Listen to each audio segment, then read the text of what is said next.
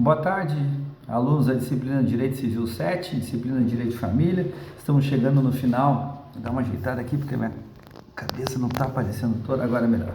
Estamos chegando no final do nosso semestre e desejo a todos que vocês tenham um bom final de semestre. Ainda teremos a nossa aula hoje ainda sincronizada, nossa última aula, onde nós trabalharemos uma parte ainda, vou fazer uma complementação na apresentação deste vídeo, que é sobre a tutela, mais a curatela e ainda os alimentos. E a respeito da tutela, a tutela ela é sempre dirigida às crianças e aos adolescentes. A tutela ela é nunca dirigida àqueles que perderam a capacidade civil, já sendo adultos, ou seja, toda a situação que envolver os adultos não é a tutela que vai tratar, é a curatela. Em muitos países esses institutos jurídicos eles são sinônimos. E a tutela então ela trata justamente da situação onde existe morte dos pais ou perda do poder familiar. Vocês poderiam perguntar, professor, qual é a diferença então da tutela para a adoção e para a guarda? Na tutela não existe o interesse de transferência do poder familiar com a finalidade de assumir esse poder familiar com os mesmos direitos da paternidade e da maternidade. A tutela é um ônus, inclusive é um ônus administrativo. Bom, mas o tutor não tem afinidade com os tutelados? Não existe, por exemplo, a afetividade do tutor com os tutelados? Poderá haver, mas a característica da tutela é que exista uma guarda, existam cuidados, existam zelos, exista inclusive esse é o primeiro ponto que a tutela se manifesta em seu instituto, é o zelo financeiro da situação econômica do tutelado. Muito bem, então esse zelo inclusive ele é exercido pelo Estado. O tutor, o responsável pela situação do tutor é o Estado, não é a própria pessoa. Tanto é que o tutor ele deve prestar contas para o Estado de 6 meses a 1 ano. A cada 6 meses ele pode prestar contas prévias e no final do ano do exercício fiscal, vejam bem, no exercício fiscal, isso não existe com o guardião e isso não existe com os pais adotivos, que na verdade, a partir do momento que existe a sentença, passaram a ter a mesma situação do que os pais biológicos. A tutela, então, ela é um poder administrativo. O que deve prescindir em relação à tutela? O que deve existir em relação à tutela? Deve ter existido inicialmente a perda do poder familiar. Então, aquela criança que foi posta em tutela perdeu seus pais pela morte, ou eles abandonaram, ou os pais perderam o poder familiar por abandono, maus tratos, por doença, ou seja, por qualquer impossibilidade do prosseguimento dos cuidados em relação aos seus filhos ou aos seus responsabilizados legais. O tutor, então, ele tem um ônus administrativo. Aquela criança, por exemplo, que é posta em adoção, enquanto ela não é adotada, ela terá a responsabilidade de um tutor. Este tutor é nomeado pelo Estado. Então, por exemplo, aquele servidor público que é o responsável lá pelo abrigo, pelo lar, pela casa que cuida das crianças e dos adolescentes, ele tem ele é o tutor das crianças, mas ele antes de mais nada, um vínculo para com o Estado. Ele tem a responsabilidade de gerir a vida financeira e também protetiva em relação a esta criança e este adolescente. Então a tutela se diferencia um pouco da adoção e da guarda, embora ela tenha alguns elementos da adoção e tenha alguns elementos da guarda. Por exemplo, o tutor também é um guardião.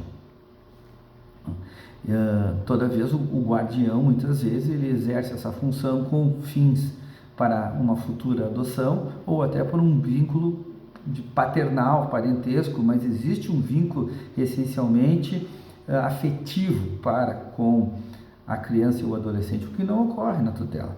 mesmo que o tutor seja nomeado pelos pais, por exemplo, um pai ou uma mãe que estão numa situação de iminência de morte, eles poderão nomear os tutores.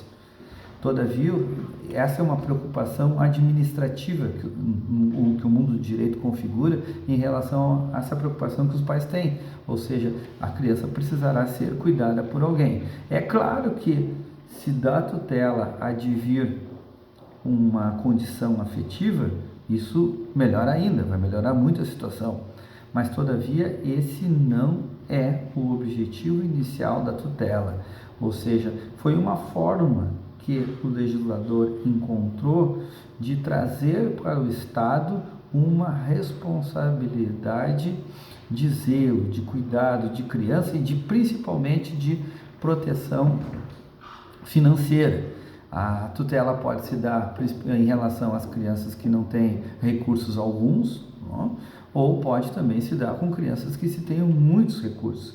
Neste caso de crianças que tenham recursos financeiros e seus pais não puderam mais administrar, o Código fala inclusive que o juiz poderá nomear um tutor, alguém que seja mais próximo dessa criança e desse adolescente, ou até o Estado, mas também poderá nomear um pró-tutor, ou seja, aquele que tenha conhecimento técnico sobre a gestão de recursos, sobre a gestão financeira, sobre a gestão econômica, porque o Estado também tem uma preocupação com essa condição para que a criança, ao se tornar adulto, ao ter os seus 18 anos, essa criança possa, né, receber os mesmos recursos que receberia quando seus pais lá perderam o poder familiar. Falei pátrio poder, mas o correto é o poder familiar, é o vício lá do passado.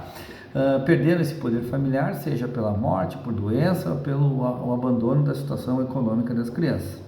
Então esse é o ponto que é muito importante, né? Vocês compreenderem sobre essa diferença entre tutela, entre adoção e entre guarda. O que o Código Civil trata a respeito, né? Alguns pontos importantes aqui do Código Civil.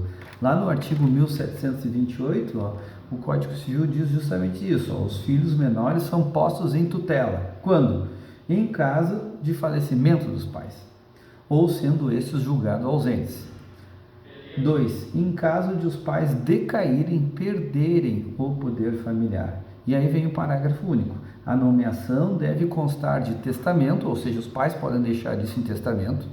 Isso não quer dizer que seja obrigado o testamento a ser cumprido. A partir da morte dos pais, o judiciário, o Estado, passa a ser o responsável legal por essa situação. Então, o juiz, claro, ele poderá dar prevalência ao testamento deixado pelos pais, mas o princípio que rege a matéria é sempre, nessas questões que envolvem crianças e adolescentes, é do princípio do melhor interesse da criança. Então, todo caso tanto que envolver adoção, que envolver guarda, que envolver tutela, sempre o princípio que vai reger a matéria, todos os atos que o Poder Judiciário deverá tomar em caso de litígio ou nestes casos da tutela. A tutela tem mais um detalhe, a tutela, assim como a adoção, ela tem que advir de decisão judicial. É necessário um processo prévio. A tutela ela só entra na vida da criança e do adolescente depois da perda efetiva do poder familiar. Então, a tutela ela precisa do perda do poder familiar, ou seja, vão existir duas sentenças. Uma sentença prévia de perda do poder familiar e uma outra sentença de determinação da tutela, mesmo que os pais da criança deixem um testamento nomeando os tutores. Isso por si só não se configura já na realização da tutela, na perfectibilização da tutela. O Estado, quando ele poderá até ser monitorado, ou melhor, ter esta indicação do testamento dos pais, mas é do Estado a responsabilidade legal. O artigo 1729 diz o seguinte: o direito de nomear tutor compete aos pais em conjunto. A nomeação deve constar de testamento ou de qualquer outro documento autêntico, desde que o Estado aceite. desde que o juiz depois, diante do princípio do melhor interesse da criança, entenda que aquela nomeação dos pais, que aquele testamento de fato se configure. Se por acaso o juiz entender que a nomeação dos pais não se configure efetivamente com o princípio do melhor interesse da criança, ele não é obrigado a chegar ao testamento. O artigo 1732 do Código diz o seguinte: o juiz nomeará tutor idôneo e residente no domicílio da criança. A lei fala menor, não? Ou seja, o juiz então ele vai fazer esta análise sempre diante do princípio do melhor interesse da criança e do adolescente. Agora, nessa aula que nós trabalharemos nessa noite, eu deixarei para vocês alguns outros esclarecimentos sobre a tutela e espero então que esses ensinamentos sirvam para vocês terem um bom desenvolvimento da disciplina. Obrigado.